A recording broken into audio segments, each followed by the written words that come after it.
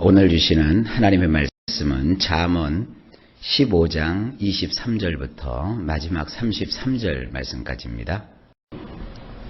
할렐루야. 내용이 조금 많습니다. 그래서 조금 제가 빨리빨리 서둘러서 말씀을 보도록 하겠습니다. 23절입니다.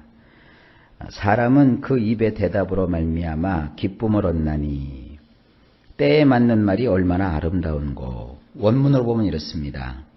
사람을 기쁘게 하는 것은 상대의 입에 있는 답변이기에 때에 맞는 말은 어찌나 유익한가. 여기 보면 사람의 마음을 기쁘게 해주는 것이 뭐냐면 그 상대방이 하는 그 답변. 그렇죠. 상대방이 나에 대해서 어떻게 반응하느냐, 나에 대해서 어떤 얘기를 하느냐에 따라서 우리의 그 감정의 기복이 달라지죠. 나에 대해서 아주 그 좋은 답변을 해주면 내 마음이 기쁘지 않습니까?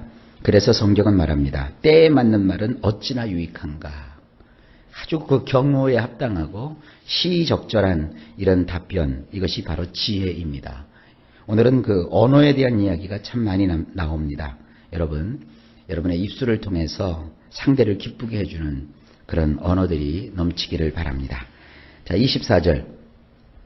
지혜로운 자는 위로 향한 생명길로 말미암음으로 그 아래에 있는 수호를 떠나게 되느니라.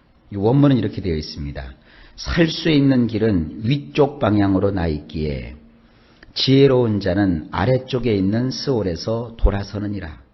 자, 위쪽은 바로 하나님 보좌가 계신 곳이고, 아래쪽은 무덤, 이 스월이라고 했죠. 이 죽은 자의 세계라고 되어 있는데, 이 스월에서 이것은 이 죽음이 있는 곳이에요. 그러니까 위를 향해서 살아가야지 이 아래를 향해서 살아가면 안 돼요. 지혜 있는 사람은 항상 살 수 있는 그 위쪽 방향, 그 위에 하나님을 바라보며 저 높은 곳을 향하여 나아가는 자들입니다. 자꾸 이 땅 아래에 있는 죽을 일만 바라보고 살아가면 안 돼요. 자, 이런 것이 지혜입니다. 25절.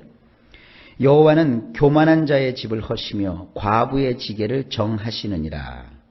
원문은 이렇습니다.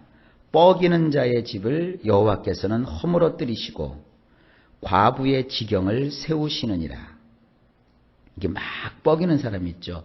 가진 것 뻐기고 배운 것 뻐기고 잘난 것 뻐기고 자기를 이렇게 막 뻐기고 과시하면 결국은 하나님이 그런 사람을 허물어뜨려 버리신대요. 그런데 이스라엘 백성들의 그 문화에 보면 가장 불쌍한 사람이 두 사람이에요. 한 사람은 과부고 또 한 사람은 고아예요. 그러니까 아주 무시당하고 아주 그 사람들이 하찮게 여기는 그런 종류의 사람이 이런 그 과부라는 표현으로 나와 있어요. 그런데 하나님은 이런 과부의 지경을 세우신대요. 이 지경이라는 말은 야베스의 기도에서도 나오듯이 계불이라는 말이에요. 그의 삶의 영역, 그가 차지하고 있는 땅, 그가 누리고 있는 어떤 그 삶의 여러 가지 정황, 이런 것을 하나님은 견고하게 세워주신대요. 그러니까 지혜가 뭡니까? 가졌다고 뽐내고 배웠다고 뽐내고 또 남보다 자기가 낫다고 막 자랑하고 뻐기면 그런 지혜가 아닙니다. 오히려 낮고 천하여 나는 가진 것도 없고 부족하고 연약하도 또 정말로 비난한 자입니다 하는 그런 낮은 마음을 가진 사람을 하나님은 세워주신대요. 26절. 악한 꾀는 여호와께서 미워하시나 선한 말은 정결하니라. 원문 이렇습니다.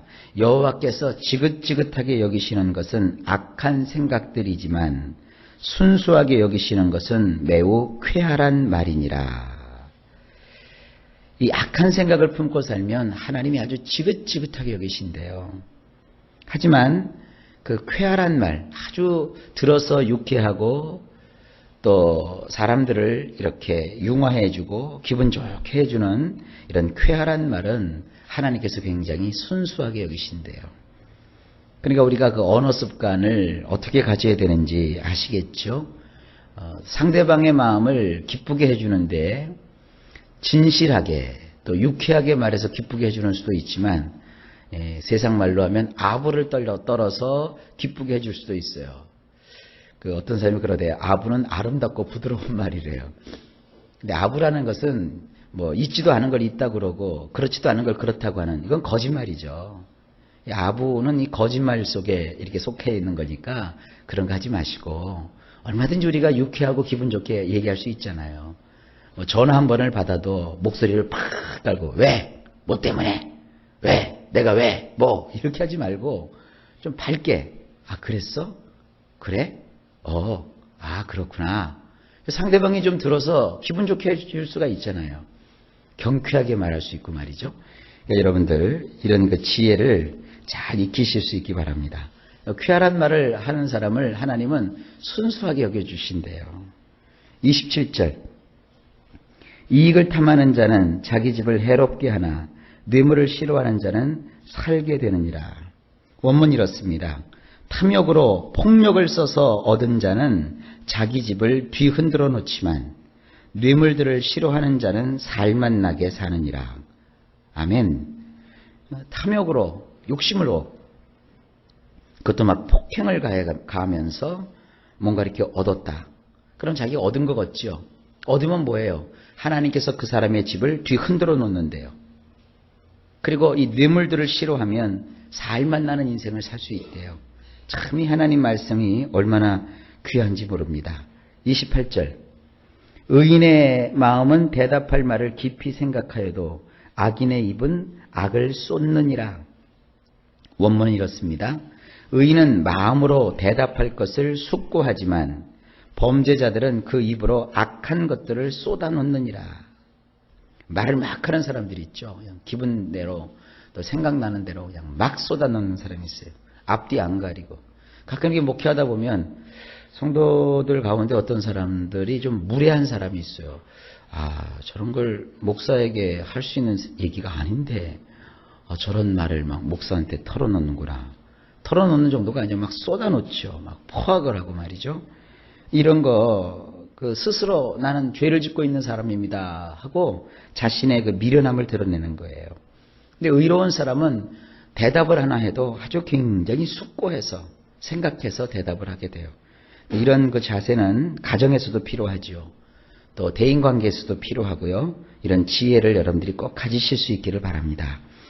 29절입니다. 여호와는 악인을 멀리하시고 의인의 기도를 들으시느니라. 원문도 똑같습니다. 여호와는 범죄자들에게서 멀리 떨어져 계시지만 의로운 자들의 기도는 들으시느니라. 악을 행하는 사람이 아무리 뭐 자기가 기도한다 그러고 봐라 반드시 내가 지금 하는 모든 일이 잘 될 거다 이렇게 하고 포악을 하고 별 얘기를 다 해도 그거 신경 쓸 필요도 없어요. 왜냐하면 범법을 행하는 자들은 하나님을 가까이 할 수가 없어요.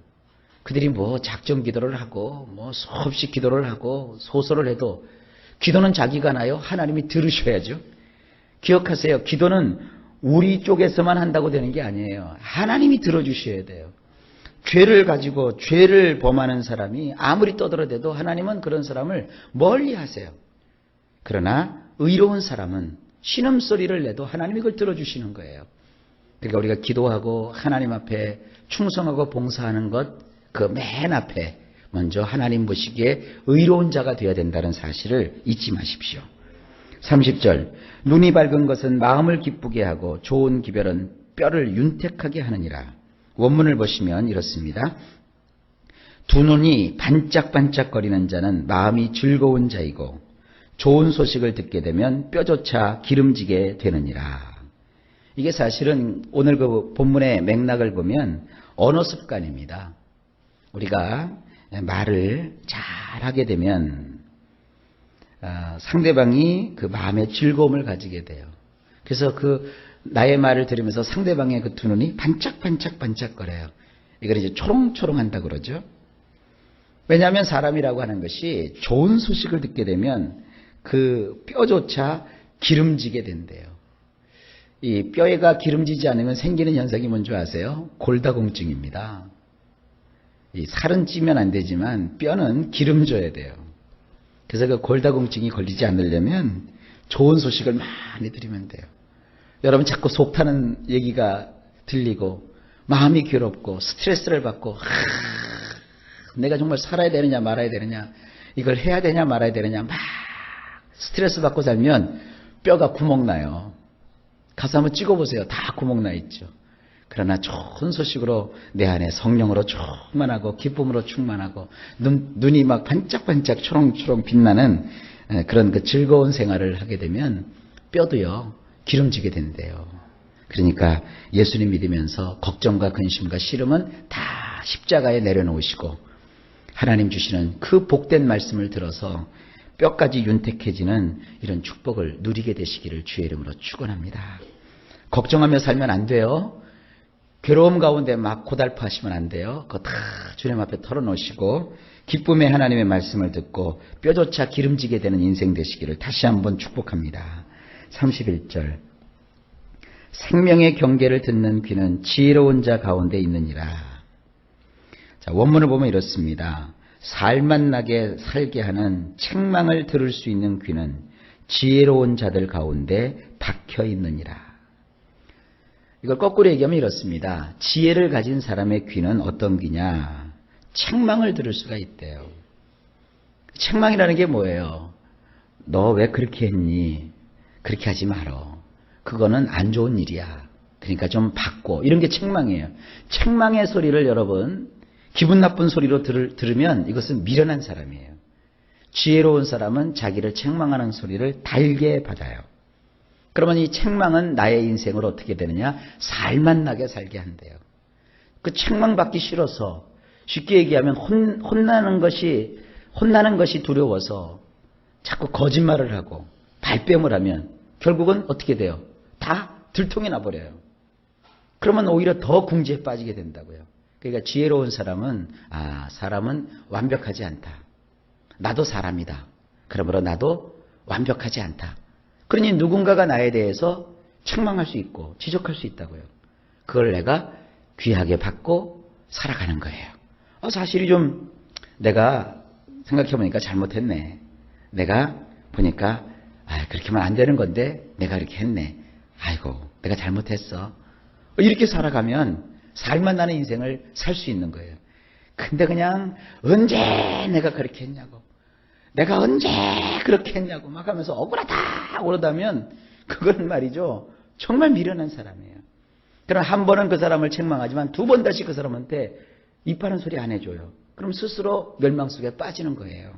여러분 이런 지혜의 교훈을 잘 기억하십시오.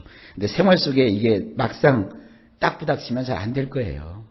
나한테 싫은 소리 하는 걸 누가 좋아하겠어요. 그래도 이것이 지혜인 것을 아시기 바랍니다. 32절 훈계받기를 싫어하는 자는 자기의 영혼을 경히 여김이라. 견책을 달게 받는 자는 지식을 얻느니라. 원문은 이렇습니다. 훈육을 무시하는 자는 자기의 뇌패쉬를 얕잡아 보는 것이니라. 책망을 듣는다는 것은 명석함을 사는 것이니라. 이 훈육이라는 것은 계속 나오죠. 바로잡아주는 거, 교정해주는 걸 뜻해요. 그런데 이 바로잡아주고 교정해주는 것을 무시하는 사람은 결국 상대방의 말을 무시하는 게 아니라 자기 자신의 뇌패쉬를 얕잡아 보는 거예요. 자기가 그렇게 소중하다고 생각하지 않는 거예요. 자기 딴에는 나는 내 자존심 상해, 내 기분 상해, 그러니까 나에게 그런 말 하지 마. 그렇게 얘기하지만 그것은 사실은 자기의 뇌패쉬를 아주 얕잡아 보고 무시하고 방치하는 거예요. 책망을 듣는다는 것은 명석함을 값주고 사는 거래요. 사람이 명석해야 되지 않겠습니까? 이해력이 있고 깨닫게 되고 사리 분별을 할 수 있는 이런 명석함, 이것은 책망을 통해서 얻는 거예요. 33절입니다. 여호와를 경외하는 것은 지혜의 훈계라. 겸손은 존귀의 길잡이이니라. 우리말로 보면 이게 무슨 말인지 하나 이해가 안 되시죠? 지혜의 훈계라니, 또 존귀의 앞잡이라니.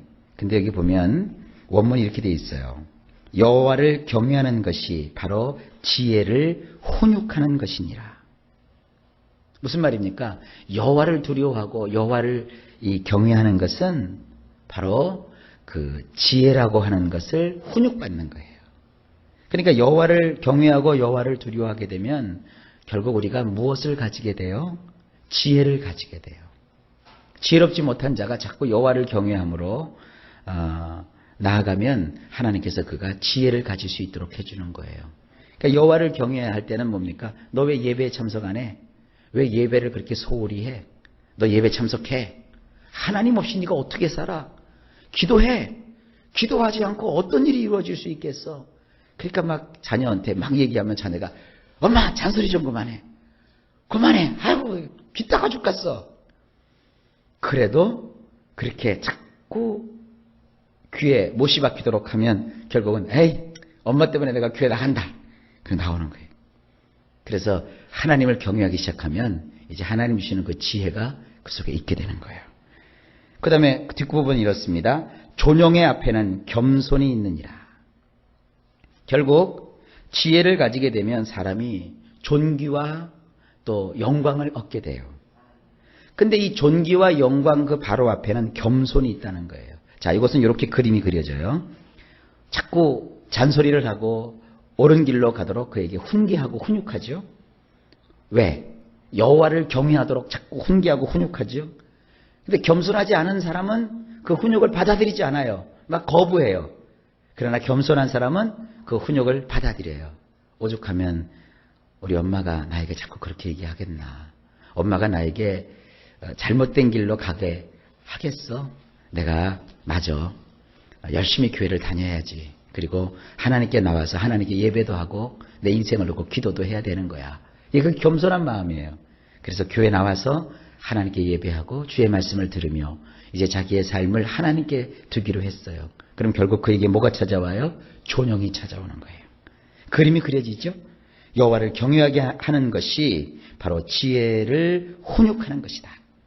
존영의 앞에는 겸손이 있느니라. 자, 오늘도 하루가 시작되었습니다.